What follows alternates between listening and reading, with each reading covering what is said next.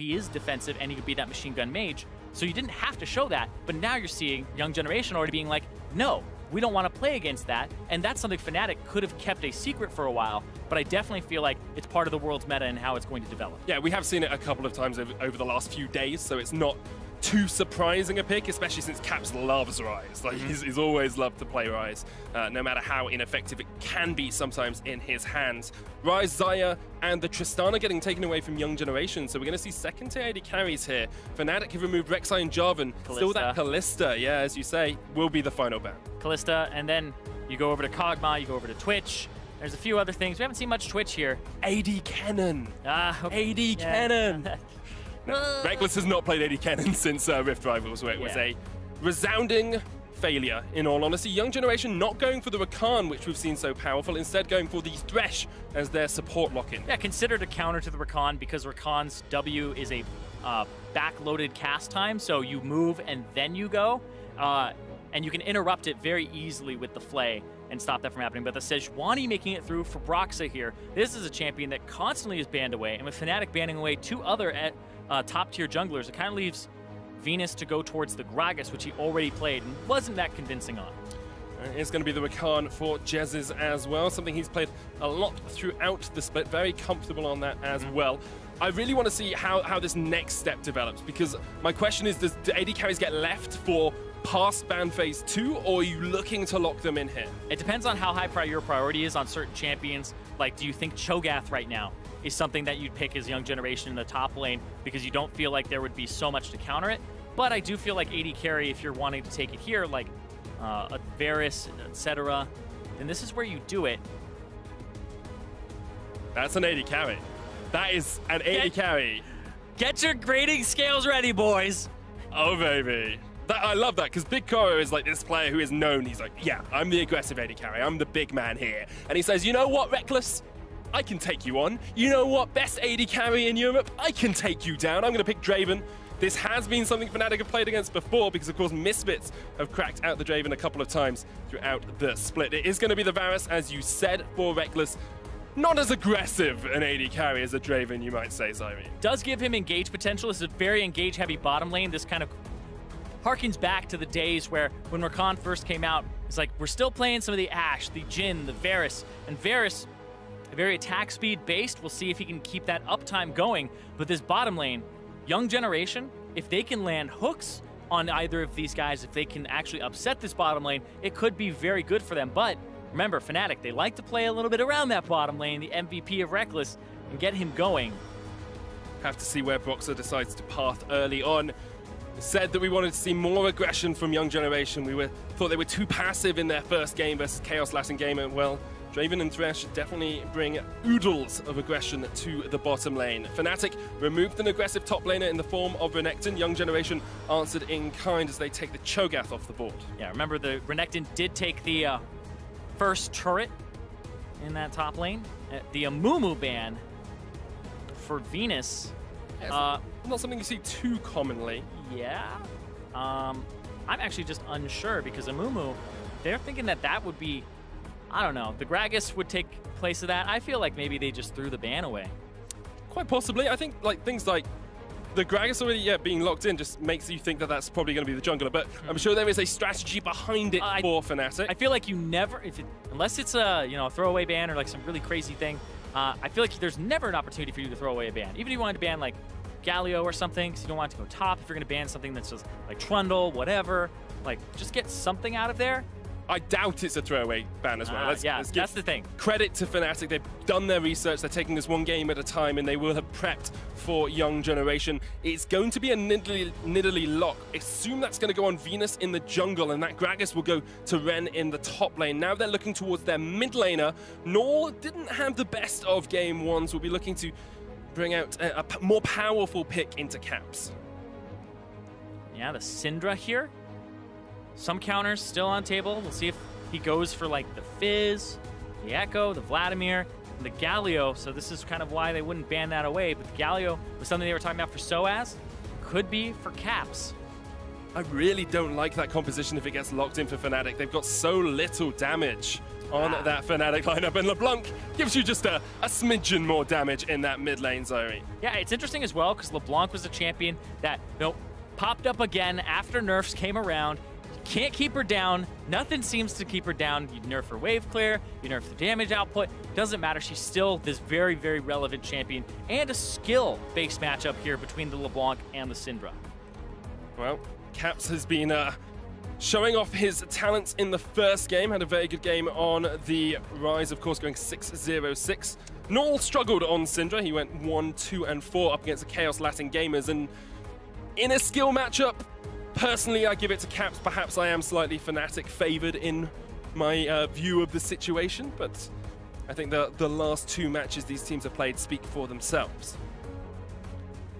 And as we come into the games, I mean, I want to talk a little bit about what these compositions want to do. It feels very early, very aggressive from Young Generation. Fnatic, on the other hand, perhaps a little bit more traditional with the Shen, with the Sejuani, and then a couple of damage dealers. Yeah, a lot of front line here for themselves with the Shen and the fact that they have the Sejuani. I do like that combo, but then they have that slipperiness and the option to 1-3-1 with the LeBlanc, and then they have Reckless in the bottom side and an ample engage from this team from Fnatic. Young Generation looking for their first win. Fnatic looking to continue undefeated through the play-in stages. It's World Championship 2017 in Wuhan.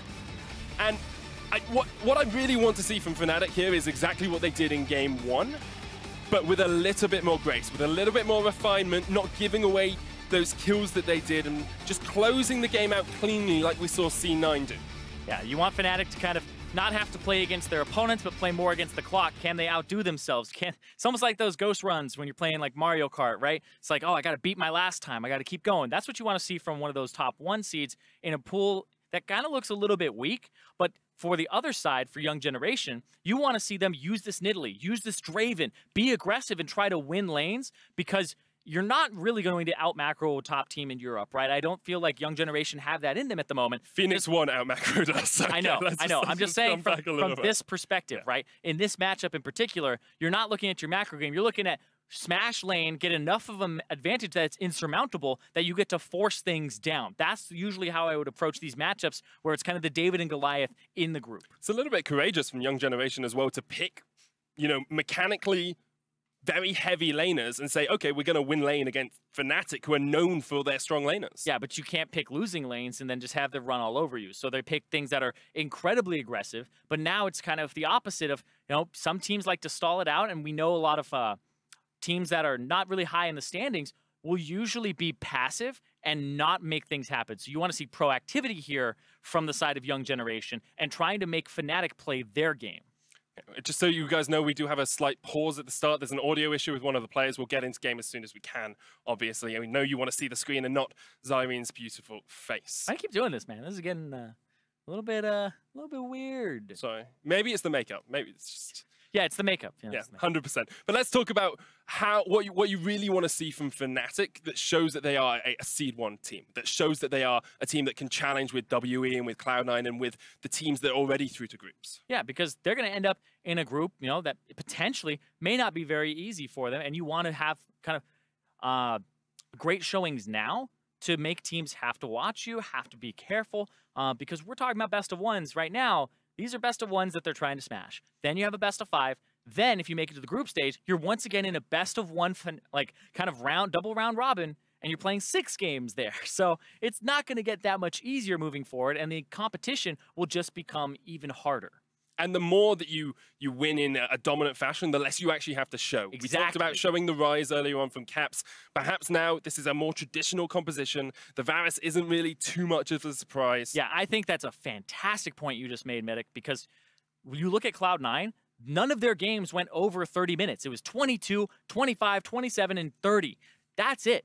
You don't know what they look like in an Elder Dragon setup. You don't know recently what they're going to play around, and these are different patches. So even going back to their NALCS and their regional qualifiers performances, you don't have a great idea of what their priorities are, how they're going to shift them. So there's still a lot that they didn't give up. And you can see, we saw it the other day where there's a lot of fans in Wuhan of Cloud9 and even of Fnatic here too.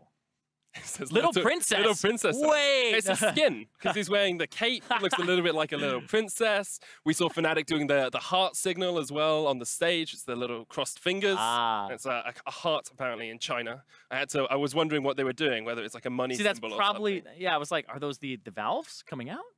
What, of a heart? Yeah. Well, I think it's just meant to be the same shape as you would do with your fingers. Yeah. But it's just those stick out. But I feel like it's more anatomically correct. Let's be technical here. Valves don't come out. That's true. That's true. That's true. There's 4 chambers, and you've got 4 valves, and then the pulmonary arteries and the aorta that come out. I love getting things intentionally incorrect. Intentionally incorrect. Yeah. Well, yeah. That's what I do when I'm casting as well. Just need more people to comment on it.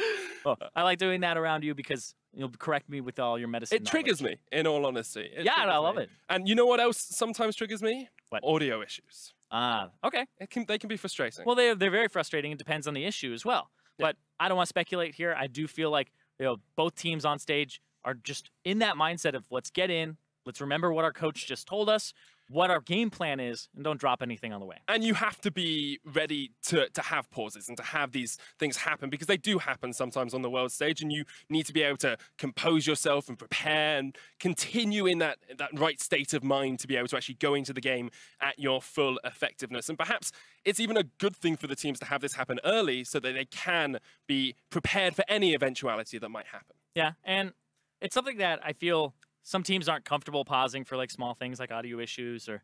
I talked to Mike Young after his first few days. He was like, my screen settings were wrong, my mouse settings were wrong, but I thought it was all in my head and I was just nervous. And he didn't want to pause because he didn't want to throw his team off their groove, right? So having a team and having a mentality of I need to make sure that I'm good first so I can help me so that I can help you and be in the game instead of having to worry about individual things is good, because it puts you in that right place to be a team player. And that's what we want to see from both these two teams as well. Coordination. Even when you've got an early aggressive team, you can win lane, and then you help the other lanes. You help the rest of your team. You go for those dragons. I think we're just going through ready checks, so we should be into the game in just a minute. Yeah, and that's why I think that mid lane, we talk about how, there's whose meta is these tanks, these Cho'Gaths, these top laners. Is it these bottom laners, these Tristanas, right? I honestly still feel like mid lane is the most important lane in the game to get ahead, to open up the map. If you open up bottom, you can maybe do lane swaps and get the top turret, and I would say that's probably the second most prevalent place that you should actually put your attention. But having a winning mid laner, even just in skill, winning matchup, whatever it is, even just camping them with your jungler is super important, and especially at this world where there's so many great mid laners with jungle as their partner. And that's so vital for Fnatic as well, because during the split, we saw Broxah go nowhere near mid lane. Caps was on an island. Broxah actually spent one of the lowest amounts of time near mid lane of anyone in the European LCS. That's changed a little bit. He's now much more willing to give Caps the time of day, much more willing to help out. And I actually think Rift Rivals was a major shift for that, because we saw the NA teams just absolutely destroy Caps in the mid lane. We love mid, and it's it's affected my casting a little bit, because when I was looking at the last game, I was like, where are your 3 control wards around mid? Where are all of your regular wards to force sweepers and force people to come towards mid? Because as a mid laner, you want the action to come to you. You don't necessarily want the action to go elsewhere early, because you just want to be able to have things happen central and then move from there. And we are onto the Summoner's Rift as everything gets set up. Fnatic versus Young Generation. Young Generation still looking for their first win, coming, of course, from the GPL, the second seed after GAM had such an impressive showing at MSI. And we'll see, because they didn't look much like the Gigabyte Marines, and people were expecting that a bit, but now it's looking a little bit like the Gigabyte Marines are a one-off at the top. But we said that about Flash Wolves a few years ago. That's true. But also, the composition from Young Generation, I want to see what this looks like, because this looks a little bit more like Gigabyte Marines. Crazy stuff. They're going to be up in your face. Venus isn't known to be that jungler who's kind of like taken after Levi, but this Nidalee gives him an opportunity. Oh, 100%. And Young Generation, they're basically the sister team of Gigabyte Marines to a lot of degrees. They stayed around, they delayed their flights to make sure they could scrim more with Gigabyte's Marines. They copy a lot of their styles, but they're really intent on being a unique and individual team as well. They don't want to be Gigabyte Marines light. They want to have their own play style and be able to play it to great effect. Yeah, only been around for, I believe, a year, the Young Generation squad. and they've gotten second behind Gigabyte Marines pretty much all year long. And so, able to have a few best of fives that went the distance against Ascension, and then ended up as the second seed here. And I love the trust they give to their players. They are going to go for a bit of an invade. Reckless gets caught out by a spinning axe. Pallet there as well. Just getting some damage. Sejuani has such good secure on buffs as well, though, because you get the stun proc, and it gives you a massive burst of damage when you do get your passive off. Yep. It's a flat 400 magic damage against camps. Actually made me question if it was bugged or not the very first time I played it, because it says 10% HP or like percent HP of your enemy. And then there's like this little thing that says 400 damage. And I was like, oh, I thought it said up to 400 damage, like other abilities, right? No, it's just a flat 400 against camps. She does Scuttle Crab faster than any other jungler in the game. It's a little absurd, but it does allow her to work. Big Koro here in the bottom lane on that Draven. He and Pallet have been widely regarded as the best bottom lane in Vietnam, the strongest 2v2 matchup. And Reckless and Jesus at times have been looked at and they say, they're not as good as Sven and Mithy. They're not as good as Hans Summer and Ignar. They're much more passive in the lane. You can see Pallet and Big Koro getting level 2 first have already forced that Fnatic bottom lane back. Yeah, so far, Big Koro, A+. Oh, styling? Okay. I just like looking at Draven in the bottom lane. We are having connectivity issues again, which is why the pause hasn't come up on your screen. We might be able to continue the game just for a couple of moments. Looks like we're going to continue on with the action. Everything is normal. This is fine. Everything is awesome. This is fine. Everything is cool when you're part of a team like Young Generation coming into their first Worlds International Tournament. I'm very proud of that reference, just so that you know. I don't know if you caught it. Sometimes I'm just very subtle with my references to things. I won't make you say it out loud. So I will say, no, I did not get it. Did you not? Nope, but don't ruin it. I'm not going to do it. People will have got it in the audience. Yeah, I'll get the tweets. It's for them. I've already got the tweet saying, why have you not watched Dragon Ball Z? It's because I watch League of Legends. Shame! I watch League of Legends and I watch Pallet going aggressive into the jungle, getting wards down, trying to make sure that they know where Broxah is on his rotations. Yeah, and Broxah will be on that top side. They saw him with the leash on the blue, and now they've been able to take over that whole bottom side. So this is good from Young Generation. This is a strategy to make sure Broxah is not fighting in this bottom side of the map where they have this pushing lane. 'Cause if you don't cover this pushing lane, you don't get to push. They're blind. They don't get to actually walk up and have that Draven throwing axes at them. So what do we see Broxah do in response? Because he knows that this bottom lane is where probably Venus is going to spend his time. What does Broxah do to try and answer that on this Sejuani? So I feel like if you're Broxah, you just chill. You just make sure you can get what you can, ward up, get your Tracker's Knife first. Don't go for anything like the boots and the Ruby Crystal or anything like that. And just make sure you live up to the name of the item. Start tracking. Make sure you know where Venus is. And I don't feel like you're going to play aggressive bottom. I don't feel like you're going to play aggressive in mid for the most part. I want Broxah to give mid some wards, and I feel like Soaz just needs to survive and play this matchup accordingly until he's like level 6, and then you can start doing things on the bottom side of the map. Well, there's the tracking on Broxah. Will be spotted out, steps on a trap as well. Yep. We'll now know that Venus has vision. Venus has gone to Tracker's Knife as well. So both of them really valuing this early vision. Yeah, look at that. You just saw both Big Koro and Pallet sitting around waiting for the Sejuani to like go back in the jungle or to go into theirs and then try to collapse on him. It's actually really interesting that they gave up some pressure and some CS to do so. 1 CS, or 2 CS ahead in the lane now. Reckless will be able to try and answer that, but is there a point at which Big Koro and Pallet can take over the lane, or is it just continued, sustained pressure on towards Reckless and Jesus? So when you're playing Draven, there's 2 things you can do here. One, you let the wave freeze and push towards you. You have to set up the freeze though and understand wave manipulation. And the second thing you can do is you can just keep them under turret, get turret damage as much as you want, and then pull jungler down, try to 3-man the turret, and just do it that way. But it looks like he's not getting too much off here except on Jez's. And I don't know if this is set. This is actually set up to freeze if he wanted it to, but he's not playing that way. He's going to keep going for thinning the wave and pushing and trading. So if you let it slow push, you give the enemy the advantage of trading because there's more minions that will attack you. But if you just keep it underneath their turret and you keep this minion wave thin, then you get more opportunities to trade and have a favorable minion wave. That's got the heal early already. Heal from Reckless as well. Minion wave is going to hit onto Big Koro, but he has the summoner advantage here. Pallet still with the ignite as well. Jesus has an ignite of his own, of course. Jesus has actually had time to go back and pick up that Nomad's medallion, so he's going to be getting extra gold in this lane if they can keep it relatively even. And I feel like that's where some of this advantage is coming from, is the fact that he's able to stay even in that lane. And a little bit of that is top lane, actually. Looking at Soaz with that Tiamat already purchased, and he's winning this lane by a decent amount here with the CS and just the better mechanics and the better basics on last hitting. Two veterans fighting against each other. Ren is the team leader for Young Generation, has been around the block a few times, but not many people can match up to Soaz's international and experience record. Looks like, nope, not going all the way around. That's the thing, like at the moment it's so tentative, and it's trying to work out exactly how the teams want to play these matchups and want to play the vision game, because both teams are really heavily invested in wards early on. Yeah, and right now it's Moby Boots for Pallet, first item, and now he's roaming towards the mid side. Maybe clearing the vision, helping find these control wards, but looking first and foremost for a gank. Flash hook can of course catch out LeBlanc, but Cap still has a flash of his own and the distortion to be able to jump his way away.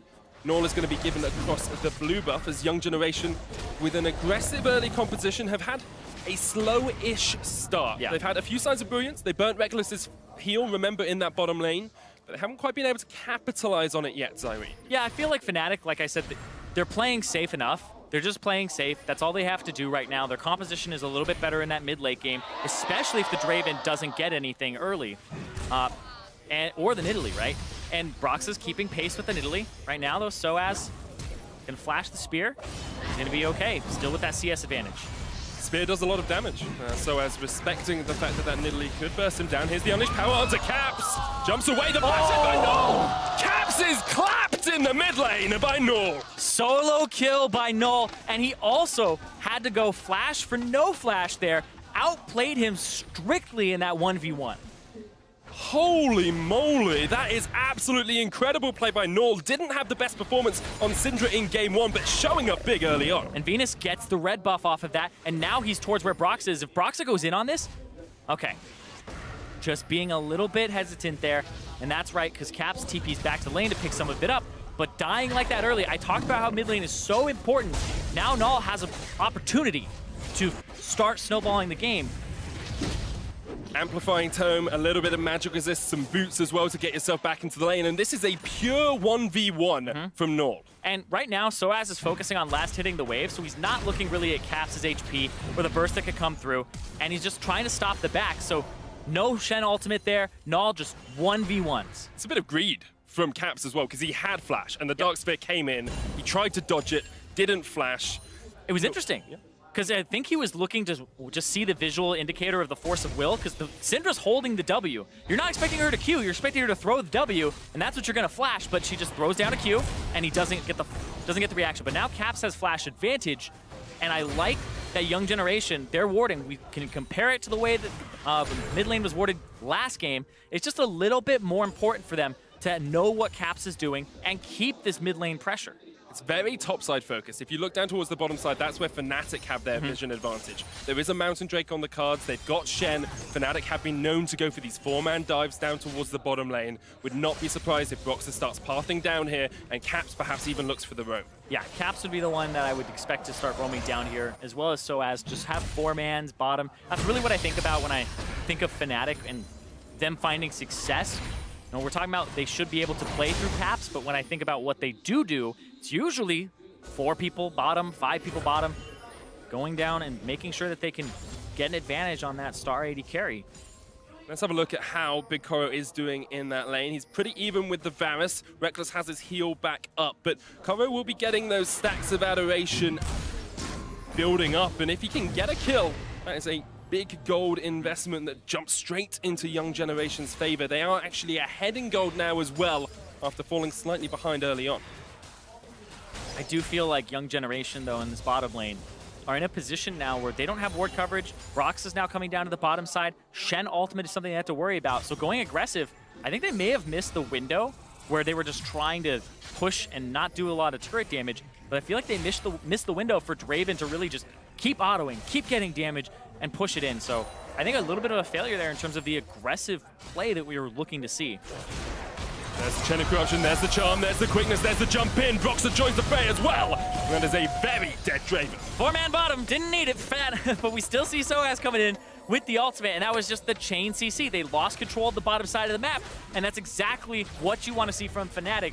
And they just shut down those adoration stacks, like you were saying. There was that Draven nerf where he loses even more.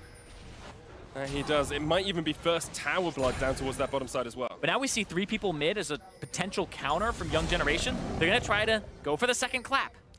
The ward there actually spots them as they come around. Caps knocked back, flash hook, Pallet. That's another kill onto Caps. Pallet will secure it. TP coming in from Soaz to try and save the tower. Meanwhile, bottom lane tower does fall. Fnatic with 1,000 gold ahead. And it looks like Young Generation are not able to completely capitalize in the mid lane. They are pathing up towards top though. And Gragas is on that tower. Yeah, Gragas on that tower, and you can see even using the ultimate just to clear minion waves. Gonna bring the Thresh up as well. Nidalee will be here too. But Fnatic have that gold advantage off of that one turret that they got. Oh.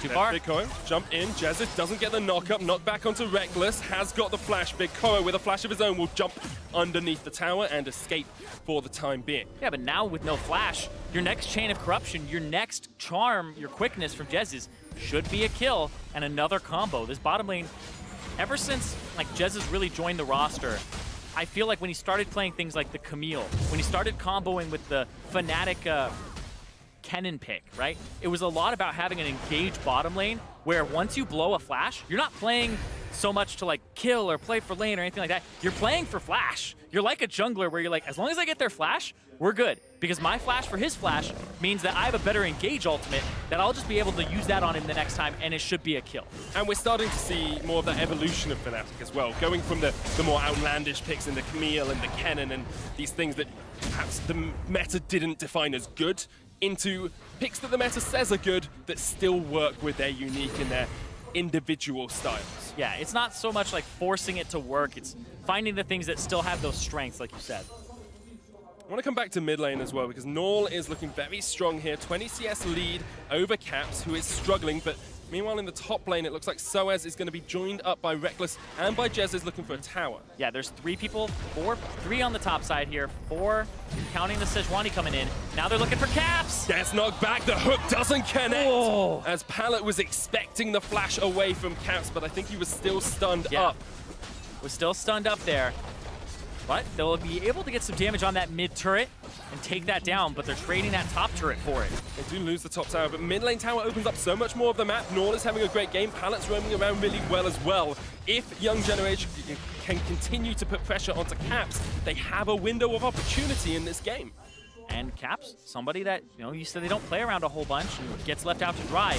And when Brox is not on this aggressive jungler and he's playing something like the Sejuani, it's just kind of a back to that strategy of, hey, go bottom, then we can go top. And it's funny, because we were talking about this beforehand, where mid is important, and bottom is like the second most important, because once you get that bottom turret, you can swap it to top turret, right? But then you go from there. What objectives have you opened up? But look at this. I talked about the lack of flashes earlier. They're going to go for it now. Doesn't quite get the connection. Explosive Cast knocks him back, but the charm is going to land in the end as Big Koro caught up, overextended in the top lane, and will eventually fall to Broxah. Reckless was trying to get the kill for himself, and Broxah just swiped away the hammer. He doesn't get an assist there, but time is of the essence here when Caps is getting bodied in the mid lane here by so many people. He's just trying to buy time. There's 4 people here. This would actually be an advantage if they get this turret.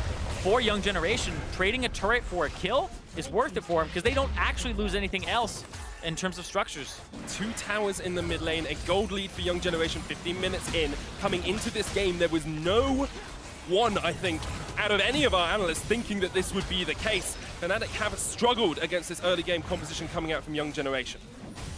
They are going to go for the Rift Herald though, and that basically secures you a mid lane tower if you can use it effectively. Yeah, now there's a bottom lane that needs to be cleaned up by Big Koro. And then mid lane, when do you use this Rift Herald to siege that down and try to equalize those turrets? Because 2 mid lane turrets down, it's not just that singular one, it's those 2, which is going to give them so much control of Fnatic's Wolf Camp and a lot of easy to access vision for them. Coming back to the mid lane discussion about Caps, we've seen a couple of really strong LeBlancs across the course of play-ins thus far. Jensen being a prime example of how to pilot this champion incredibly effectively, and Caps was was meant to be the next big up-and-coming mid laner from EU. He was meant to be the next Bjergsen, the next Jensen, the next Forbidden, or the next Perks. And he was the baby faker. He was the baby faker, and he hasn't quite lived up to that moniker yet. There are times when he looks absolutely brilliant. There are times when he looks like he can 1v9 and take on the world, but too often he falls behind. Too often he gets caught out by the enemy team. But let's just say right now, Null has been playing incredibly well. He's at that 10 CS per minute mark. He's the highest CS in the game, tied with Reckless right now, who is already averaging a 10.6, I believe, which is actually ridiculous. When I look at CS per minute, I'm looking at 9+ for a lot of the carries, and that's over time. That's over, you know, all of the games you've played. Bad matchups, good matchups, matchups you get camped, matchups that you die early, things go wrong.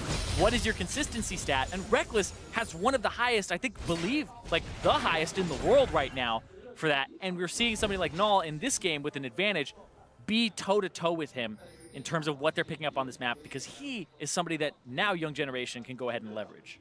Fnatic do give a lot of farm to Reckless as well, just to clarify that. He does farm incredibly well. He actually has a 20 CS advantage in this lane as well. Across regionals, he averaged 16 farm ahead at 15 minutes, which is pretty darn devastating when your enemy AD carry is basically a kill behind in lane. Yes, and like you said, there is only a finite amount of farm in League of Legends, right? If somebody is picking up this absurd amount, it's got to come from somewhere else. Oh, you beauty, Venus! And from Venus, it's coming from Brox's pocket. Oh, that was so pretty to watch. Broxer could have blocked it, didn't realize that Venus was there, and it comes down to vision once again, Zyrene. Extra wards, extra pushing to try and clear out these control wards gives Young Generation the extra Rift Scuttle. But like, if we literally took the proximity of everybody to mid lane in this game, it is overwhelmingly in favor of Young Generation. I don't think I've seen Jezzes and Reckless around that mid lane yet, and that's why the ward control has just been in favor. There's 2 control wards, one on either side. Palace just doing that for style points, but there's a control ward from Young Generation on either side, and now everybody's collapsing because there's so many damn wards. It's just like, help. We chunked out the jungler. Let's just get everybody in here to get rid of these damn wards and make something happen. Well, Fnatic have realized and perhaps have listened to, brought 4 members towards this mid lane, so as it's just off towards the top side of it as well. This is an engage. Herald is there if they want it. This is an engaged position for the team. Ren over the wall, and then they say, okay, we'll just back up. Because right now, Broxa, you can see the Sejuani ultimate come through. You can see a lot happen here.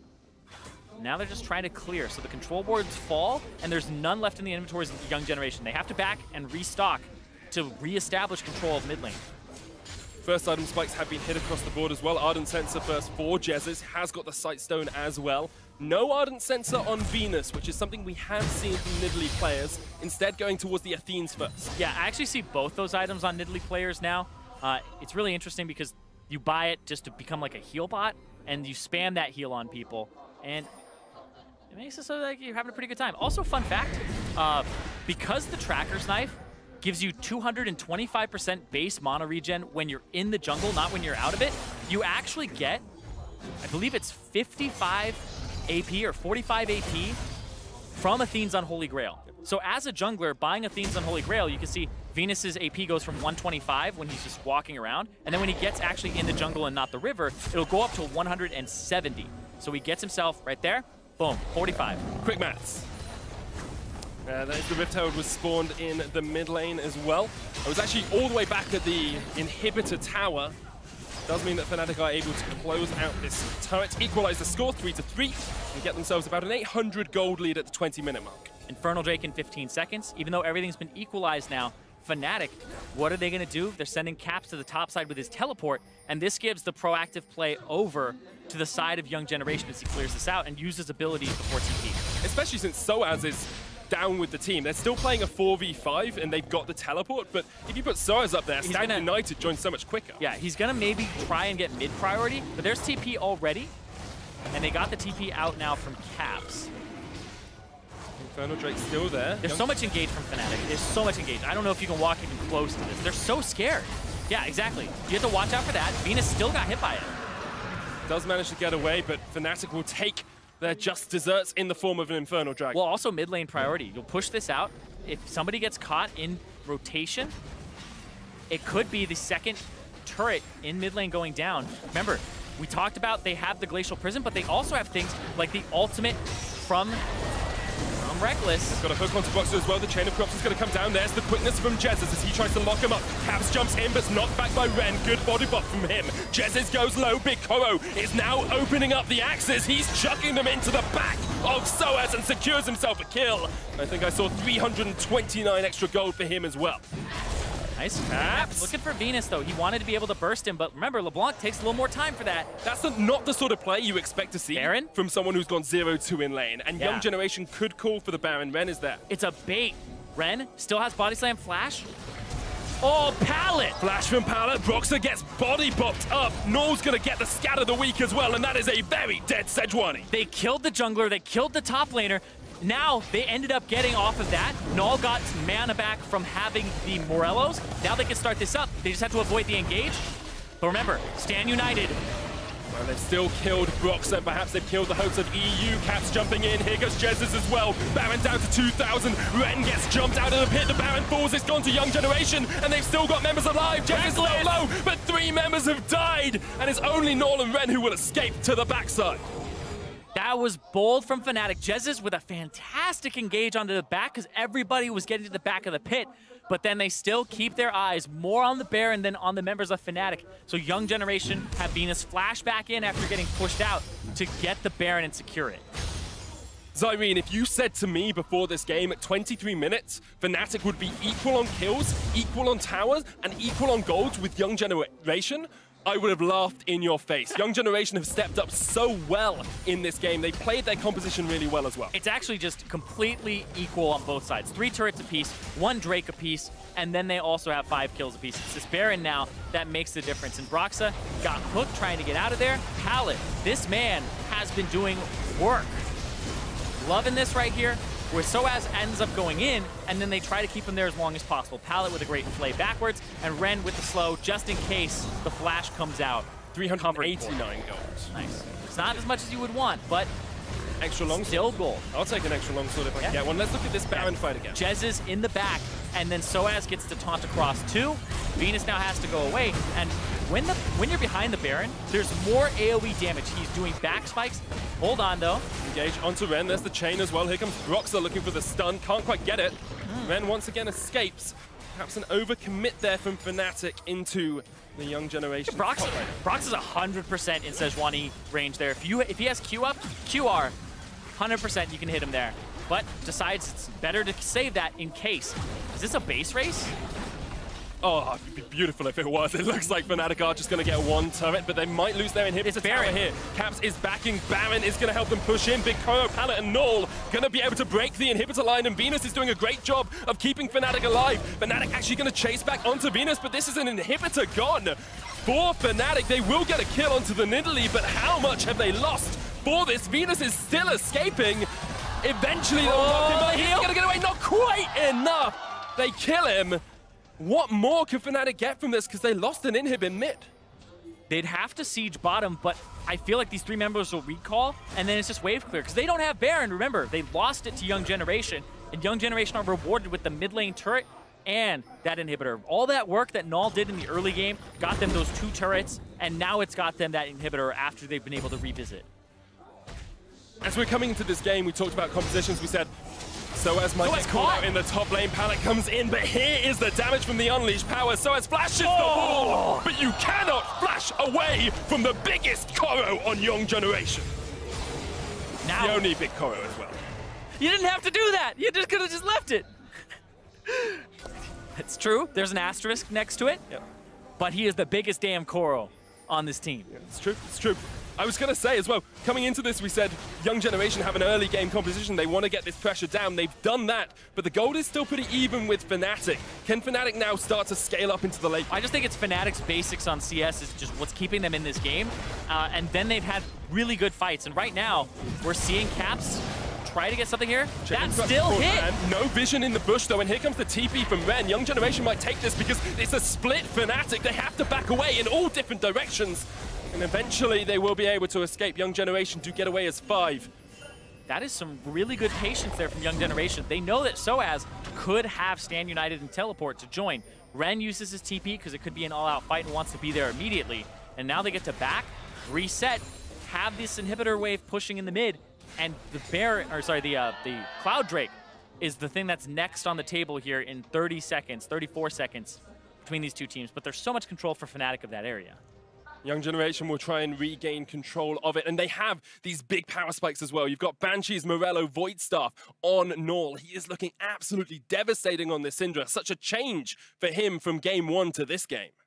Yeah, it's a very big change for them. But one thing that I'm looking at is, I'm looking at that mid lane. No, like you said, this guy, I don't know what's going on. He's just playing like a man possessed up against Caps. He got some attention, but that was a solo kill to start it off. It was such a good solo kill as well. Something like Syndra is good at getting solo kills, but he just outplayed Caps across the course of a couple of minutes, really, to get that solo kill. Yeah, he got the solo kill, and then people were like, oh, this is a lane we can leverage. Let's go here. So even the Thresh that could be getting advantages in this lane with a Varus, a low mobility AD carry, he decides instead, let's go mid, use the mobility boots that he purchased first. He's not looking at any of this Ardent Sensor stuff. He's just going straight towards mid, trying to get hooks, trying to get caps, and then the second kill came down and got them that turret.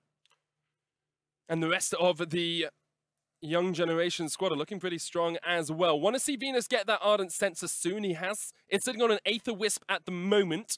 Assume he'll go towards the Forbidden Idol and the Ardent Sensor just to buff up that Draven a little bit more. Yeah, something that I talked about a little bit was the Athene's Unholy Grail now gives you AP, gives you 5 AP per 25% base mana regen that you have. So there's already base mana regen on the item of 100%. So it's already an item that's a 50 AP item when you buy it. If you're a jungler and you have that 225% from your Tracker's Knife or even just the Hunter's Medallion, you end up getting, what was it, 45 more? It was 45 more from 125 to 170. You get 45 more there on top of it. So when he purchased this Athene's Unholy Grail, it was 50, but this is actually a 95 AP item that he purchased, and it's typically for supports, but this is why Jungle Nidalee is buying these items. You go, oh, it's a supportive item. But then you go ahead and buy yourself the Ardent Sensor. That has 50 base mana regen on it. So then that makes the Athene's Unholy Grail like a 105 AP item, right? So it just keeps stacking when you have those extra ones on top of it. And this Nidalee is honestly not hurting at all for any extra for damage. Alongside that, you've got the buff that you give to Draven with the Ardent Sensor and the heal, which of course gives you extra attack speed on it, so it's just so strong on that Draven. Big Koro is sitting at 2, 3, and 0, has completed the Infinity Edge and the Static Shiv, is looking pretty strong, and probably has a little bit of gold to spend as well, sitting on 1,300 at the moment. So I want to see that next item completed before we get into this next fight. Right now, we're seeing just advantages mostly from that mid lane. It's about 1,700 up for Null. Then you see on the bottom side, Reckless is up about 700 himself, or I guess 900 himself. And then in the top lane, Soaz is down about 700. So even though the Baron did go over to Young Generation and they got that mid inhib, they're still sitting at only a 1.5k gold advantage, which is spread across one of their carries and one of their tanks. Not so much that Draven, where Reckless still has an advantage there. Obviously, we are very sorry about the pause, guys. It's due to a server issue. We're just waiting for everything to stabilize before we get back into the game, but hopefully we'll be right back on into the action as soon as possible. I want to talk about next steps here, Zyrene. What is it that Young Generation do next to really close out this game? Because they are still in a winning position, but to me, it feels like the later the game gets, the more it goes towards Fnatic's favor. So a lot of people will have that kind of gut feeling where you're like, oh, Fnatic are still fine, right? And it's not, I wouldn't say it's so much because you're like, oh, Fnatic are like this team that has this high pedigree. I feel like it's because when you look at the compositions, they just have so much in terms of engage that we saw it when the Infernal Drake went over. We're like, oh, Young Generation, they're in a great spot here to like siege. They're at the Infernal Drake first. Then they all pull off of it because they're like, no, we don't want to get Shen flash taunted. We don't want to have a chain land. We don't want to have the Chain of Corruption land. We don't want to have Jez's jump in with the recombo. And you don't want to have like the Glacial Prison. There's so much long range engage here from Fnatic. And that is key when you're playing against a team that wants to kind of be a little bit spread out and has good skirmishes, but they don't have high CC, right? So the Nidalee doesn't offer CC. The Draven barely offers any CC, right? So you're looking at this composition that if they are not 5-on-5 and the CC doesn't hit perfectly, then Young Generation have an uphill battle because they're facing damage against a lot of crowd control. When the crowd control hits, your damage drops to 0. The best CC is yeah, and the reason that exactly, and the reason that people feel, or you would feel that Fnatic still have an advantage because of that is because when you're proactive, that means any time that young generation misstep, somebody is in the wrong position, they could get Sejuani ulted. So you have to respect the range at which these things happen. It's one of the reasons that Rakan is so damn popular and so damn good in the games means, hey, we're sieging a turret, but make sure you're always thinking about from all angles this 1300 plus range that could possibly come out, or else you lose. And I think there's a big thing about just which team has more engage in general in the play-ins thus far. We saw it in the last game with having that Rakan, having the ability to jump on the backline, the ability to lock people up really defines how teamfights go. And then you're looking at vision for that as well, and how you can set up around making sure the enemy doesn't know where you're going to engage from, doesn't know where the threats are located.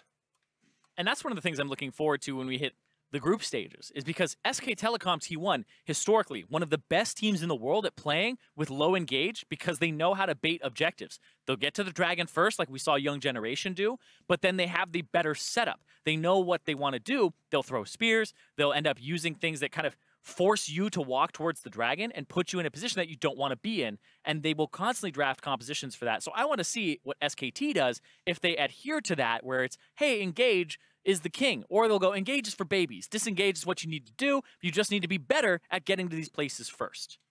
Because I think both are actually very viable ways to play League of Legends.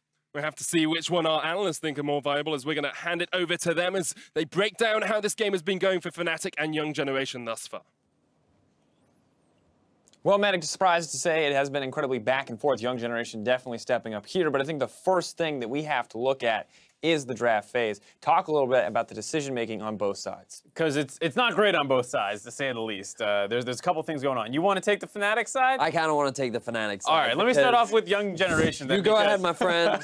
We've been talking all tournament long about attacking the enemy team's strength, and as opposed to just kind of maybe trying to work around it or something. Nothing attacks enemy AD carry more than saying, we're going to blind pick Thresh and Draven so that we can destroy your superstar AD carry. And that, of course, did not work out at all for them, and it has been one of the biggest problems for Young Generation in this game. Yeah, I think that the bottom lane right now for Fnatic is looking on point throughout this game so far. They've been the main carries, but someone who's been lagging behind a little bit has been in the middle lane, and that is Caps. And when you draft a LeBlanc in this composition, to me, it just raises a lot of question marks. Because number one, LeBlanc into Syndra, very commonly known as a skill matchup. But I feel like there are a lot of safer options that he could have gone for that make more sense from a compositional standpoint. If you want 1-3-1, Corki can fill that role. If you want wave clear, Corki can also fill that role.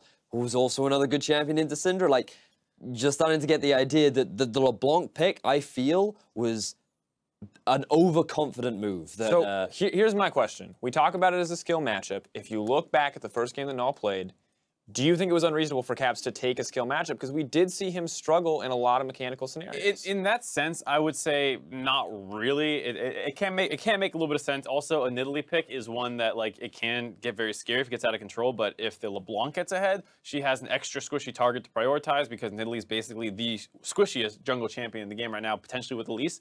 But I can see the idea that if you think you're going to smash this team, that you don't really respect them, the LeBlanc pick is a good pick to style on. That's a very valid point, Mark. But do you want to know why Fnatic is our Pool 3 team rather than our Pool 2 team? Because they had that same sort of mentality going up against Misfits, and then they ended up getting 3-1. I like you say Pool 2, like they were never, ever going to beat G2. We have to be realistic here, okay? You're not even giving the Pool 1 The credit. point is, that sort of perception is what landed them in this position in the first place. And I don't care how hard Young Generations lost earlier on in the day, their goal was to take every team seriously. And right now, I felt like Cap specifically really underestimated his opponent, and he ended up getting punished for it. And the thing is, we talk about the Draven being potentially an overconfident pick, the LeBlanc in a similar fashion, but one of those picks is working right now. One of those picks has had a decent amount of impact in team fights. The other one is having trouble doing damage to a Nidalee, which is, one of the squishiest junglers in the meta. Yeah. So things are looking a little rough for Fnatic right now. Yeah, I mean, Nidalee, if she gets ahead, she builds some MR. It's just that the LeBlanc shouldn't be behind. So that's the big problem. And like you're saying, the Draven, it's not like it took off and started doing better in the mid game. It did get some good auto attacks in, threw its ultimate out in one skirmish. That's great, but it really does feel like this came down to both the mid lane play out of Null stepping up hugely, as well as the fact that they, when pushed on making a decision, they were actually able to execute on that. So you have to give your credit to Young Generation for stepping up here. You also have to give like a lot of onus towards the confidence the young generation is going to feel right now, because a lot of people expected Fnatic to have the same sort of performance that Cloud9 and WE have had, but already in game 2 of their group stages, they're starting to struggle. They're starting to fall under the pressure. And young generation, based on the current game state, are on track to win out on this game. And I think the biggest concern is that we're seeing Fnatic, when the pressure is on, now default back to some of the same strategy we saw them use pre-Rift Rivals, which was splitting up the map, hoping that they can outthink their opponent in a lot of these high-tension scenarios, whereas they're coming up on the losing end of so many of the plays that they're initiating. Yeah, that's what feels like the weird part to me, where it's going beyond like, okay, maybe our draft was a little, greedy. Maybe they got, some good plays on us. It does feel like a bit of a breakdown with how much young generation is actually getting off some of these plays. It's not like, oh, we just lost the target. It's now like they're running around the map. They're taking our mid inhib. We're losing people left and right. That's where it feels a little bit more of a potential like synergy issue for me. I think overall, though, it's going to be interesting to see exactly what Fnatic can do to get back in this game, because we do see some small individual mistakes. Soaz most recently was just caught out. And now the concern is how do they actually come back into this? What is actually the next step for Fnatic in this team? Because let's be honest, Varus is not a late game scaling hyper carry. I mean, neither is Draven to a certain degree, but it doesn't feel like there's a clear, this one champion will inevitably be a game-winning win condition. I believe right now, YG, do they still have the Baron, or is the Baron just about It's about to time out, I believe. Yeah, so I believe it's just running out. So, because one of the first things I was going to is Fnatic just need to wait for the Baron to run out and stop trying to force things from happening and just accept your losses. Now, the one thing I will give credit to Fnatic for is I think that throughout this game, their vision has been stronger, and they just need to either try and find picks or punish a poor map movement from the side of young generations. But very much so, it's about trying to demonstrate that you can punish the small macro mistakes the young generation move in, just find pick after pick and get a few of those kills and gold onto the LeBlanc, because unless she can start dealing damage, this mid laner is not going to have any impact in these future fights. I think that's the big thing. You're talking about a Nidalee, a Syndra, and a Draven. Those are very immobile. You have a Rakan, you have good chain CC follow-up. If you're able to get the Shen Taunt in there, the Varus ultimate, you can find these pickoffs pretty easily. And especially, like you're saying, wait for that Baron buff to come out, and then wait for the next neutral objective where they're going to pin themselves in a situation. Hopefully you can find a flank. Maybe the LeBlanc is able to get the fight started off, or you're just actually able to land some CC with that Rakan on the back line. That's pretty immobile. All right, we're talking about these win conditions, but I want to know how likely do we think this is? Because last time we were in the midst of a game, I asked you to give predictions. We felt like it was pretty clear at that point in the game who would come out on top. Once again, we looked for routes out, but young generation, definitely not the favorites coming into this game. But we're going to get right back into the casters. We'll see what they think about it. Thank you very much, Dracos. We are back on into the action. All pauses resolved, thankfully. Very even game here. Zyrene, 1,000 gold lead to young generation. Baron relatively soon will be back up. The Cloud Drake up in only 6 seconds as well. Perhaps not the most impactful dragon in the world, but I'm sure young generation will want to set up for it. Yep, but like Vedius was saying, there's better ward control right now for Fnatic. Pretty much across the board, they have 4 control wards down and just a litter of wards everywhere, and they're ready to replace all of them. So they definitely have an advantage in that department, especially with neutral objectives coming up on the horizon shortly. This Cloud Drake, don't know if it's exactly what they want to pick up. Young generation just seem like the setup is more important than actually starting it up. They've had a window here, and it looks like bottom turret is what they want. Bigco will be able to secure that one for himself. Mid inhib is still down, of course, which is why Fnatic have to be much more on the back foot, because young generation push forward. Looks like Fnatic are going for another base race here, trying to trade mid tower for this tier 2. Well, when you're base racing against super minions, I feel like that's not a race. Just better calls from young generation. They are playing the map better than Fnatic at the moment, and Fnatic are not reacting. And now what happens is you get the Cloud Drake for free after getting that tier 2 turret. Reckless has to back up, because they might just be able to come straight through the river. And now this vision will get denied afterwards if they clear it up. Super good play from young generation, definitely stepping up as the second representatives from GPL. Jez is engaged, double charm, here goes Boxer from the flank as well, and we see Fnatic start to collapse. Stand United onto Reckless, but Big Koro is still free to pound away from the backside. Glacial Prism, that's Smithy channeling his inner kills off towards the side as Cavs jumps in as well. But young generation able to disengage as Fnatic do not find the pick they want. Now you get to keep throwing spears, keep trying to poke, keep trying to land something here, and then force them out. And you can see right there, they have to back up. Caps, though, looking for damage on Null. Doesn't really have that much damage at the moment. Soaz is in such a strange position down towards the bottom side of this fight. Yeah, it would clear the minion wave, and it would force Young Generation to move towards him, which then he could go up, and the rest of his team could collapse down and pin surf. And that's exactly what you would want to have if you're Fnatic, because they have a superior front line with 2 frontliners to really the 1 on Young Generation. But yes, Baron up in 15 seconds. You want to get those backs in now if you can. Checking gold right now, 1,700 on the Draven, 1,200 on the Syndra, and 1,000 on Venus. Right now, there's more spent gold on Fnatic's side, and they're looking for the Fnatic brush. Gonna see if they can set up around Young Generation.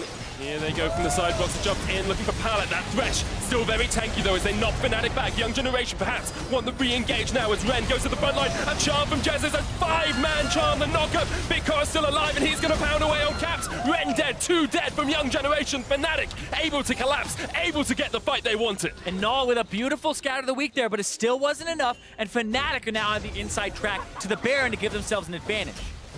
And this Baron will be exactly what Fnatic wanted, exactly what the Doctor ordered for them. Them hearts were stopping beating there. They were going into asystole, but the diagnosis was death for Ren as Pallet and him died in that last fight. The Baron for Fnatic will be secured, and they will be able to look to push towards the base of Young Generation. You hear the cheers. Definitely some Fnatic fans in the crowd. And this right here was Fnatic setting it up.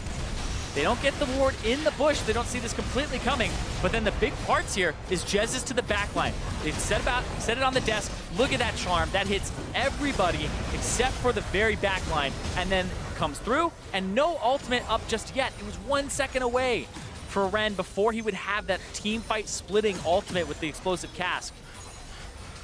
A game of vision once again, Zyrene, as Fnatic were able to set up their trademark vision bush. They caught Young Generation out, and now will be looking to start to close out this game. Young Generation have put up an incredibly strong fight, and it's not over for them yet. They still have not had their base broken by Fnatic. And we had a long conversation about, why you would feel Fnatic are still in this game, just because all the engage, all the potential for picks that they have is very high. Everybody on this team could set up and engage on Fnatic's side.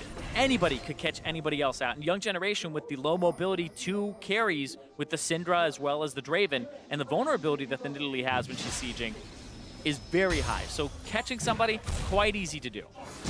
However, we have got the Ardent Sensor on Venus now, so he's going to be able to empower Big Cora even more. Still, an unkilled Syndra in the mid lane has a needlessly large rod to add to her items, and although it took him ages, Pallet has completed the Locket of the Iron Solari and the Knight's Vow. The Knight's Vow coming through. We'll see who he ends up linking to, because right now the Draven looks like the prime target to do it, because you would be like, all right, makes sense. Yeah. But right now, Null's having better game. Big Cora, King Cora now King on Cora. that Draven. I wonder what you would actually say in the Knight's Vow if you were doing that. I will protect you if you give me life back. My liege. Pallet is now the squire for the Draven. One of his many adoring fans. Caps trying to jump onto Null, pops the Banshees, and 1-3-1 has been established here by Fnatic. They look to push in with their Baron buff. Yeah, and using that Baron buff to its fullest effect. Caps. For someone who went 0-2 in lane and got absolutely destroyed by Null, Caps is being very brave with some of these. He's been brave since the pick, right? It's been very aggressive, and it's backfired on him, and now he's finally finding an opportunity to leverage a TP advantage. Because if he's able to chunk him out, it allows him to TP and make a play somewhere else.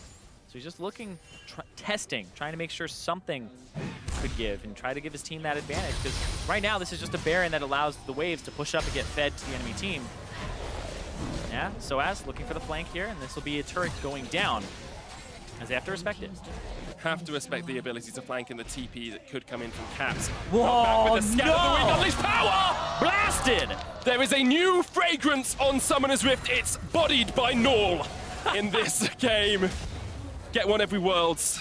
This time Null brings it down. I mean, Null could be just the person who's giving it out, because now he's got a ton of Essence of Caps to give. Null the clone. As Young Generation once again get the pick, and it's something you do not want to see from your rookie mid laner. Over-aggressive plays, not respecting the enemy mid.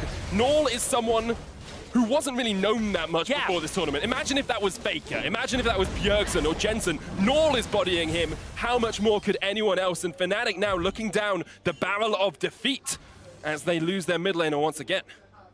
And that is just such a boon for Young Generation. Fnatic has been winning those side lanes, especially the bottom side, but it's that mid lane that got opened up. That's the inhibitor that's down. They get to revisit it.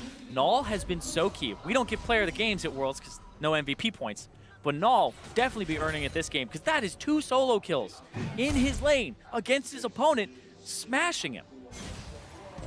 Fnatic will be able to set vision up around this mountain Drake. Something they have done well, even being on the losing side, being able to get vision down. They will try and secure this one. And once again, it's Caps who's going, oh no, it's not, that's the Mimic.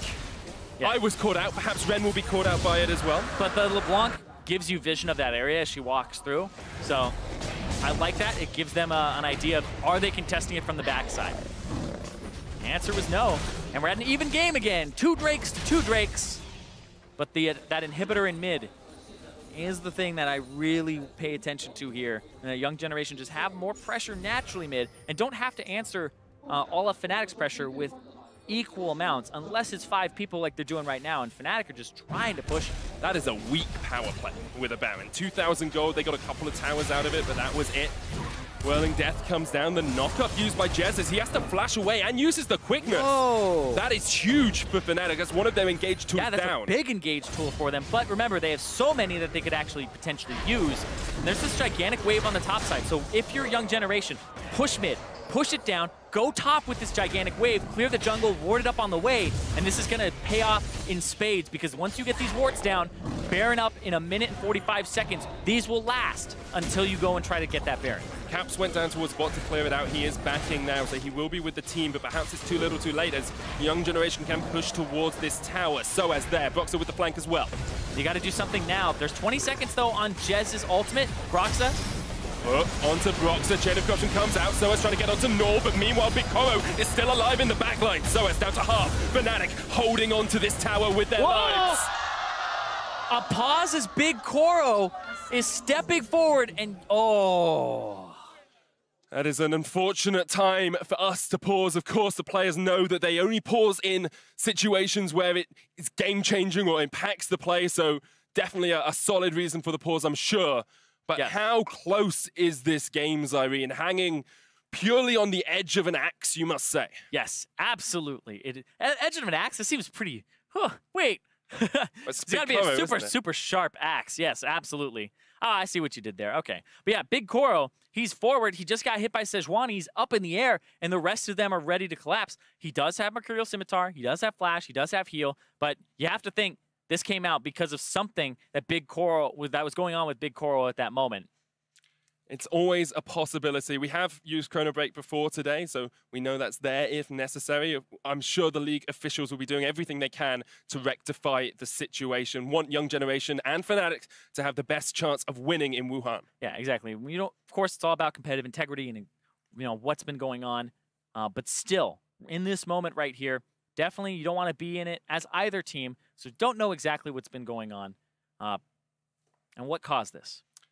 Let's come back to the state of the game, though, yes, because please. Young Generation have been so adamant in this game, so indomitable at times. I thought, personally, again, that after the 25, 30-minute mark, when we started to see Fnatic winning fights, when we started to see this composition really come online, Young Generation would collapse. But time and time again, we've seen them make catches. Caps has been called out by Null, and every member of Young Generation steps up to the plate when needed. Yeah, every member so far. Like, we've seen some engages from Ren. We've seen some disengages, and really, I'm looking at Big Koro kind of because I feel like Pallet as a playmaker stepped up. I feel like Null got those solo kills. Venus has been in the right places. And now Big Koro has to match Reckless, we talk a lot about what's going well for Young Generation, where they have a mid Syndra that's 3-0-4 with 325 CS. Reckless is 3-0-4 with 398 CS. He is 2 away from 400 CS at 35, 36 minutes, and he's almost full build. He just needs to complete his Mercurial Scimitar, and then he's there. So Reckless, that's why he's so reliable. The 10.6 CS per minute, the MVP award, all of that. A lot of that, you're just like, okay, KDA is a thing, but at the same time, consistency, reliability, knowing that no matter what happens in the early game, they will be able to accrue that gold And then when you get to that later point, you're in a very good spot. And winning lane even when you're not expected to win lane, or going even in lane when you're not expected to go even in lane, is the mark of a truly great player. And Reckless does that so consistently. Jez is there as well, of course, aids him.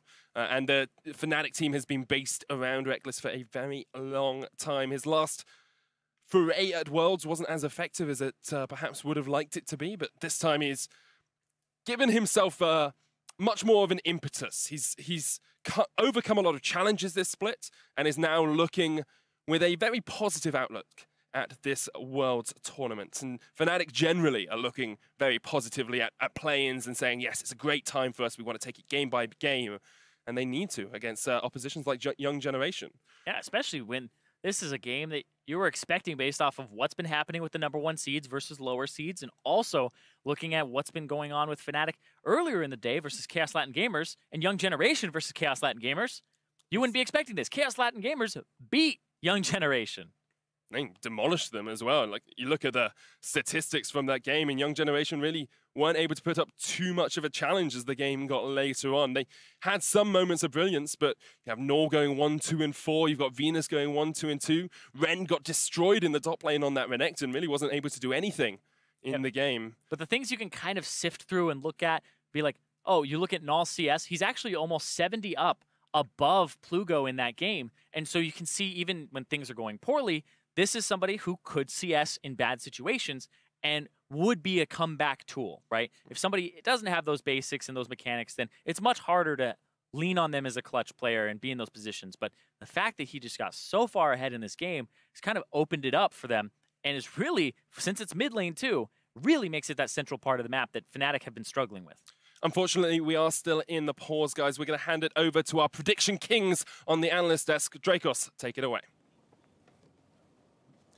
Thank you very much, Manic. Welcome back to the analyst desk, everybody. I'm sure they can't wait to see us again. They're actually just here for Vedius, Marksy. I really hate to break it. I can go. You know? Everyone's waiting for my interpretive dance of how Caps plays this game. I would like to see that. Just Can you playing show us? dead? Is Like, that where you just, yeah, you just well, speaking let's, down there. let's take a look at some of the early action coming in from Caps, because inevitably it has been a really rough game for this guy, and I think going into the specifics is going to be important to figure out exactly why Fnatic is struggling in this game. So when we get that first Bud replay up on your screen shortly, you can see kind of where this game really felt like it started to go wrong. And really for Fnatic, once again, we did not expect it to be individual mistakes. So just really quickly, you should never really go for a trade like this into a full minion wave that is not even in your favor. Like, it's just a really greedy move where he's trying to assert some kind of dominance, and it ends up backfiring in his face. Yeah, it was just poorly played. I mean, he had flash up, didn't flash the Syndra Q, didn't think it was going to connect on him. He gets picked off in the side lane there. And the big thing was for me was it was not only that he got that solo kill early on, but it was the CS difference too. It was 18 at 10. So Null was really playing well after we had thrown a fair amount of criticism at the first game of the day where he was missing a lot of combos on Syndra. And to be fair, 10 minutes is the easiest mark to track, but he had an even bigger CS lead coming into that 1v1. So he was dominating that lane even before Caps tried to go in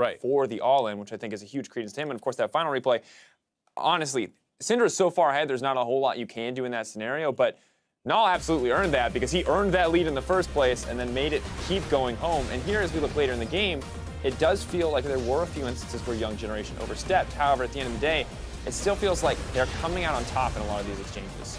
Absolutely. I mean, this is off the back of a pickoff that they got initially onto Broxa. They were baiting the Baron, and then they turn on the Baron. Very risky call, but I actually like these kinds of calls from teams that are considered from the emerging regions, not the favorites. You're trying to go for an upset, and it's very difficult to just straight out prove directly, like, we are the better team than Fnatic, so I'm fine taking more 50-50 focused plays here, because that play is what ends up giving them the tempo advantage to be able to charge up mid lane and take that inhibitor. Yeah, they got a lot of control over the map, but it also resulted in, or you're also able to see Young Generations in their proper inability to know how to use objectives to turn things even more in their favor. So the thing is, like, if you're Fnatic, you have no smite because you've just lost your jungler. You only have 4 members, and Young Generation have 5. They're in the better position, and Fnatic have to make a choice between trying to contest you for that Baron or giving it up. And Young Generation could have used that to turn and burn and suddenly turn that into a massive fight in their favor, but instead they go for the risk. It ends up falling apart, and while, again, it does turn overall as an advantage, it could have been an even better situation for them, but it's just that slight difference in experience between the two teams. Interestingly enough, before we came back from the previous break, we did say, hey, how do you win this game if you're Fnatic? It looks like they're behind. They are struggling. They don't have simple win conditions. This next fight shows a little bit about what we talked about in terms of you have a pick composition, try to find a pick. Except in this case, it wasn't a pick. It wasn't a pick. It was more like we're going to start this team fight in a perfect choke where we get to use all of the AoE. Well, even if you don't find quite the pick-off that you were hoping for, you still, like we said, have good engage. If you can land it onto the immobile backline here, and you see multiple members on the side of the young generation are going to step up, and that's right when Jezza sees his opportunity, goes in, gets the knock up onto 3 men, huge amount of CC, and allows the backline of Fnatic to keep putting out their damage. They're able to win this fight with 2 kills, which allows them to grab the Baron. Should put them in a position to start closing this game out, but more mistakes coming in from Caps. And very crucially, there is the well that they took out the smite from the equation too, so there's no risk of a Baron steal, and even though they weren't immediately able to kill the backline, they killed the targets that they needed to, and it was just thanks to a lot of the stacking CC and overall a really good engage coming out from Jezza. So ultimately, I don't expect us to completely know the reason why we keep seeing individual members of Fnatic getting caught out, but it is happening surprisingly consistently throughout the course of this game.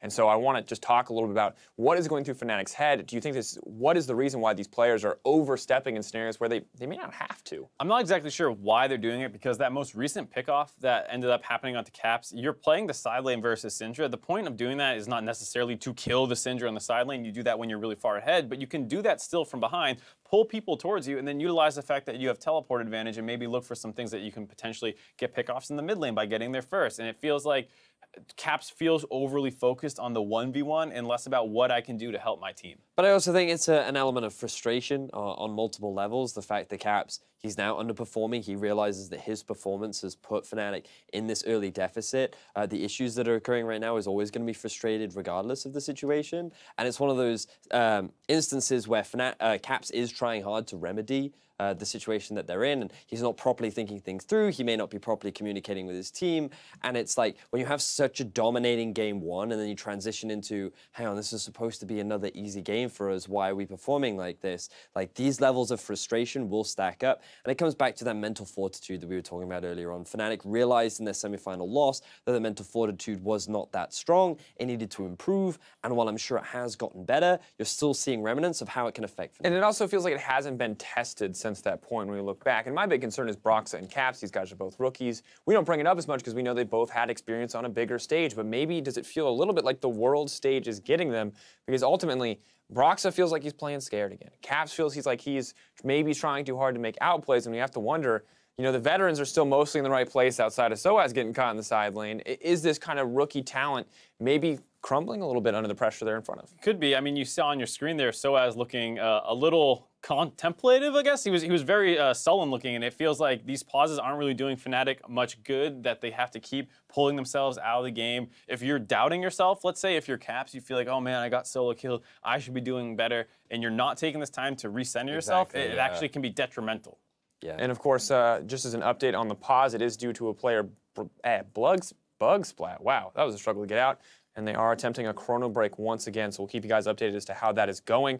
But, I mean, in the past, there was another situation where we had a pause in Europe, and of course, I talked to Reckless about this, and he's talked a lot about, hey, you have to stay focused, because ultimately, during this time period, you're tracking flash timers, you're tracking, you know, when Baron is respawning. Luckily, some of that's tracked in game for you now, but you have to stay focused on the game throughout all this time, because you come back in, nothing is different, right? Outside a game, you're waiting, you're sitting, you're anxious, and that just feels like a lot of pressure on these guys. Yeah, you have to be thinking about your win conditions, who's strong, who has what abilities up. Like you said, the flashes, can we go for an engage here? That kind of stuff is pretty hard to track in-game, and when you have to worry about, oh man, like, I'm getting in my own head about my confidence. It's one of those things where it's sometimes nicer just to stay in the momentum of the game and keep trying to ride that instead. And I believe the situation that Fnatic are in right now is that a fight was just about to break out around a young generation trying to siege into their own base. So they're definitely in a situation right now where they're on the back foot slightly, and you're trying to engage a fight no longer in a choke point in a fairly open space that LeBlanc is trying to get onto the backline, and she's not really that strong too.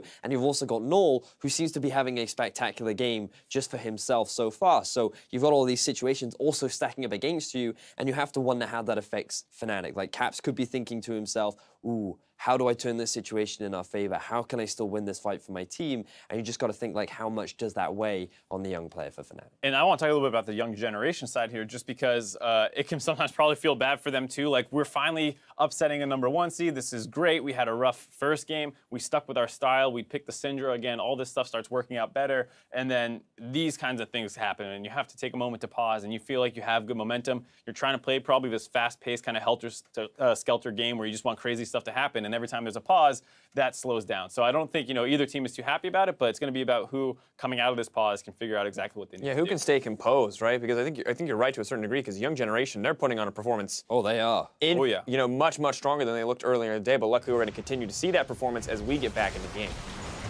And immediately, Chain of Corruption's going to come out onto Pallet. There's the Glacial Prism as well. The fight is started, but a great stun with the Scatter of the Weak. The knockback as well. Unleash power onto Reckless, Soaz, and Broxit in the midst of the fray. Jess is there as well. Young Generation on the front foot, trying to catch onto Caps, who has got the chains down. The hook lands as well. Now Young Generation realize they cannot take any more of this action.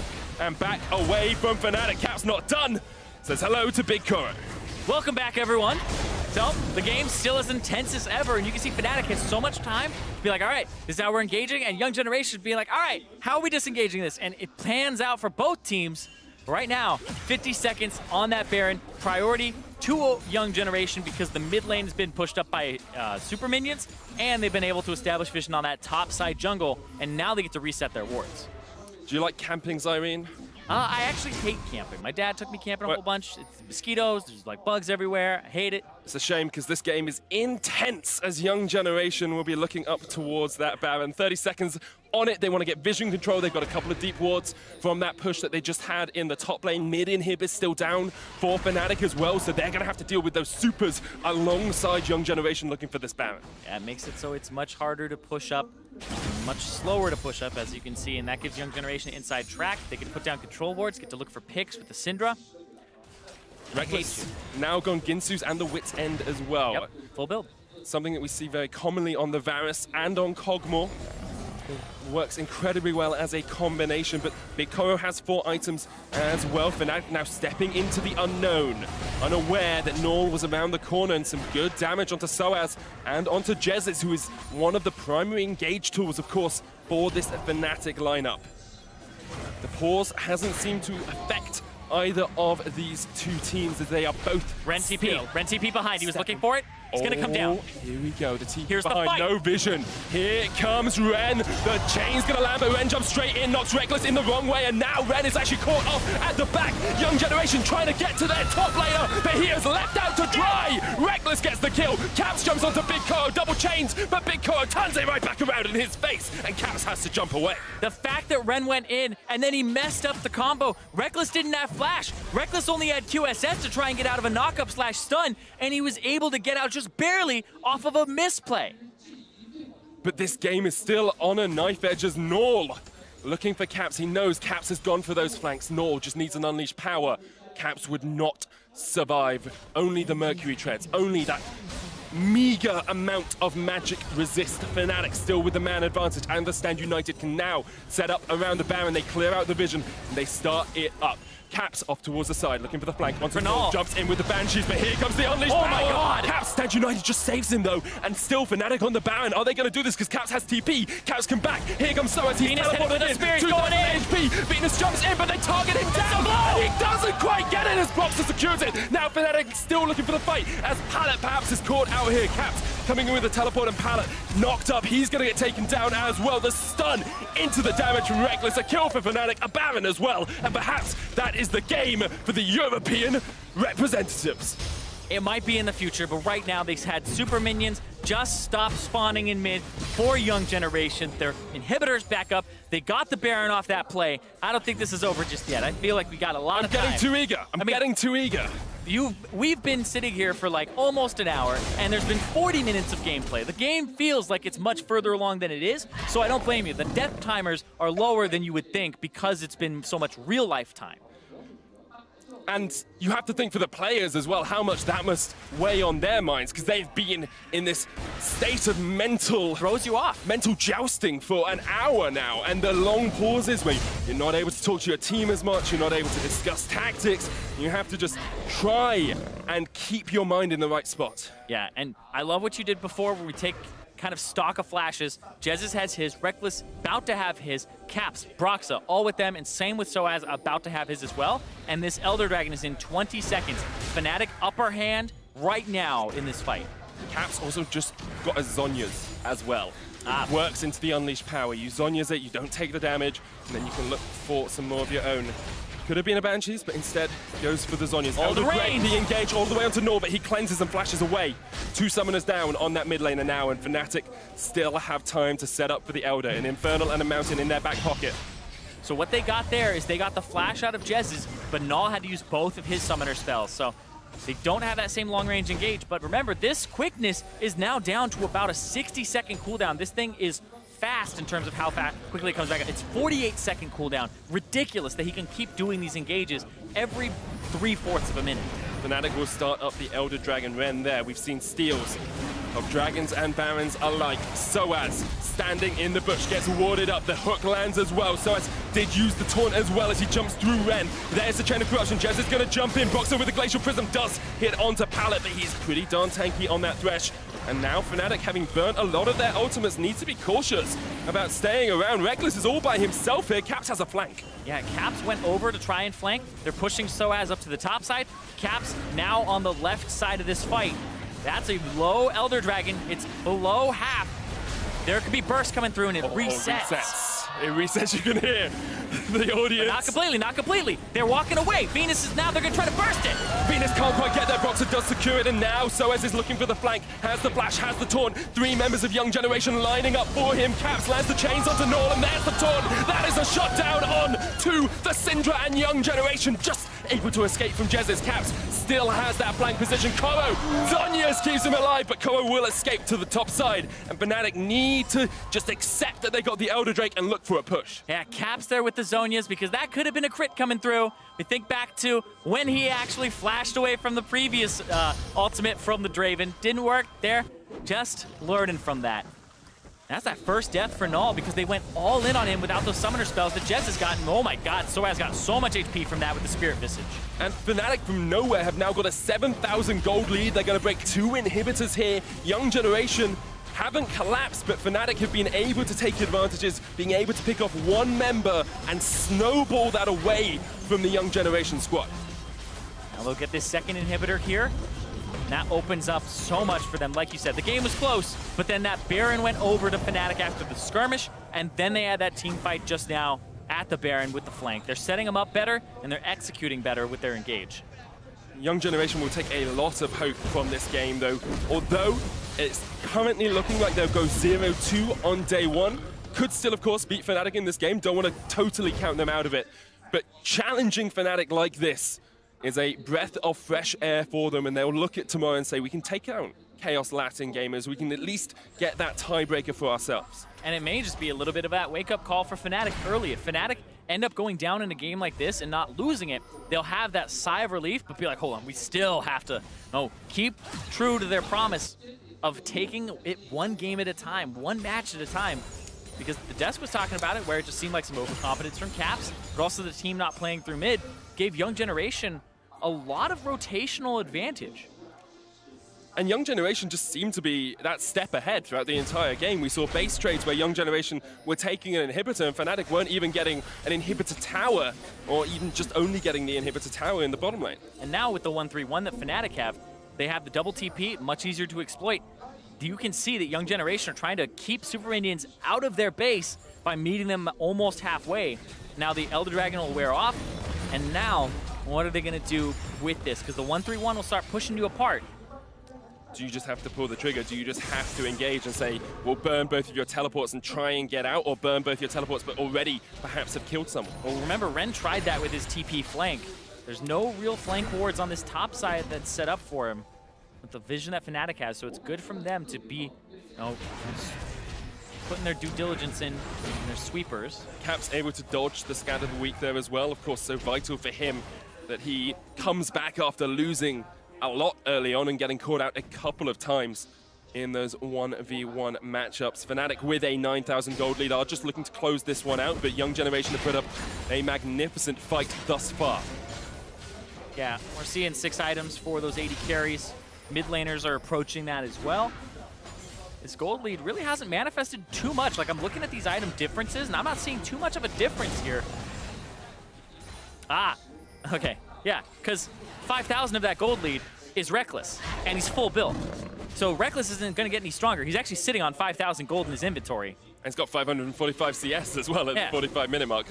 At some point, you just can get no stronger in League of Legends. Pallet looking for the hook on Soaz, can't quite connect with it. Still this inhibitor tower at full HP, but the super minions are pushing in to the base of Young Generation and will continue to force them back. Yep, 20 seconds on that Baron here. And that's why they have control of this top side. They're just sieging it, making sure that the super minions push bot and mid. And now, this has been unwarded because you've had control of this area for 3+ minutes. You know there's nothing here from Young Generation. It's completely dark, no flank wards, nothing. They're gonna have to face check, walk up, and it's super risky, but here's the teleport. Men's teleporting in. Young Generation looking for a final foray into battle against Fnatic. Hook onto Boxer, not the target they wanted, but still, Fnatic have not TP started bot. the Drake. Soaz split. They saw him TP away, and there's a big wave there. And Soaz still has Stand United to get back in, so he's going to pull Ren here. But Ren can't actually just stay here because he would have to match the teleports. This is Fnatic trying to play the map. Yeah, this is exactly what they're doing. They're trying to pull them thin. The Syndra isn't there. There's the TP. TP from Caps. Venus is here, has landed a spear on the Baron, down to 6,000. He's looking for the steal. Jazzes there in the front line. That's going to be a Baron for Fnatic. Great play from them to pull apart Young Generation's defense. Yeah, it required Null to stay there. And because he wasn't up at Baron, they were able to take it pretty easily. And so good macro play from Fnatic with an advantage. It's easier to pull off those macro plays when you have an advantage, but it's good to see that they leverage it because you saw Young Generation with Barons, with the map advantage, not be able to grow that over Fnatic because they were scared of the engage. It's good to think that they were still able to think about these plays considering how long that pause was and how much it must have weighed on their minds. Still in a position where they're not fatigued, they still have a lot more left in the tank in this game against Young Generation. Young Generation perhaps looking a little bit worse for wear as Fnatic now push in with the Baron towards this inhibitor tower in the top. Big Koro, Venus, Pallet, Null defend. Inhibitor's coming back up now, and you can see the 1-3-1 still in place for Fnatic, the slippery LeBlanc, and then the 3 members on the top side. And yep, just keep doing this. Inhib is down to half, Soaz joins it up as well. Still that inhibitor down in the bottom lane, so they can look for this 2-man stack. No minion wave there yet, but Caps takes a chunk of HP from Big Koro, who has forgone boots in his build, going for a GA instead.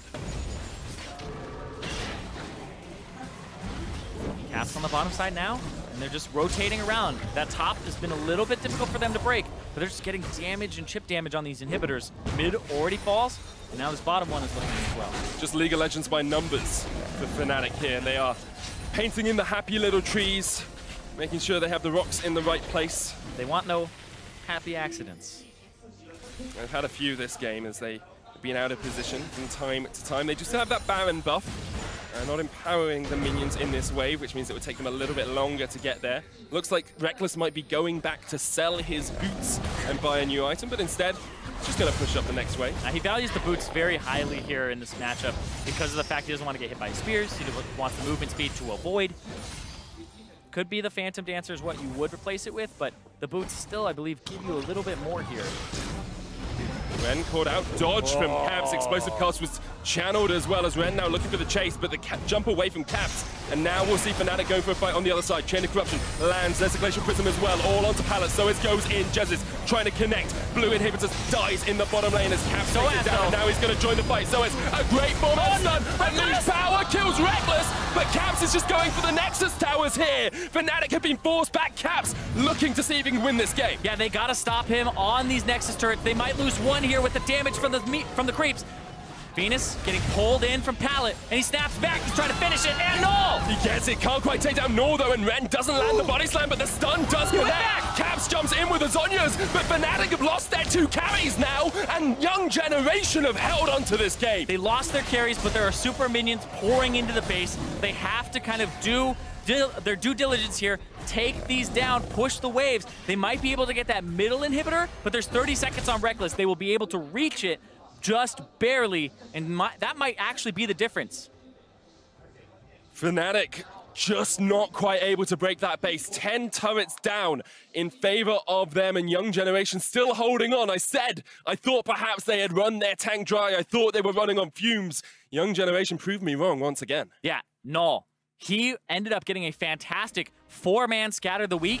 It stunned Reckless. Reckless had to go for a cleanse to get out of it, and then he flashed forward and burst No it. way. They're going to try to end. They are done with this game. No way, Zyrene, to close this out. Chain of Corruption comes in. Fnatic trying to fight it back. Young Generation still alive. Big Koro is down into the GA. Ren's there. They don't have any more damage. Null trying to do what he can. Big Koro survives the McHugh. Scimitar, the knockback onto Proxer. A great locket, though, and Pallet lands the hook. Young Generation realize they can't do it because Caps is respawning. Fnatic aren't going to let them go without a fight, but Null blocks them off once again. Proxer has flash here. He will look for the engage from the side. Minions in the bottom lane pushing in. There's a huge wave down there. Get back. One Nexus tower. Can they get back? Can they get to the Nexus? As soon as they get back, though, they don't have the firepower to kill this off and heal simultaneously. They have to do it fast, and there's 30 seconds on the Elder Dragon. They will escape. It's up to Ren as well to get away here because Caps is trying to chase him down. He realizes he's spotted. He's dead. He's on a ward. Is he dead, though? We've seen Caps misplay today. It's up to Ren to try and dodge around. The chains connect, and Caps jumps in. Goodbye, Ren, says Caps, as eventually he will get the kill on towards this Gragas. Keeping him alive for as long as possible to delay his death timer. This means that he's stuck, and now it's not already ticking. He wanted to die a little earlier than this. Will eventually go down, though. Caps does secure the kill. Elder Drake up in 2 seconds. Fnatic, though, could just look for the 4v5 in mid. Caps teleporting in towards that bottom lane. One inhibitor is alive, still for Young Generation in that top side. One Nexus tower between Fnatic and the win that they so desperately desire in this game. Yeah, and they have 60 seconds of a 4v5. They don't care about the Elder Dragon right now. They care about pushing up and trying to win this game.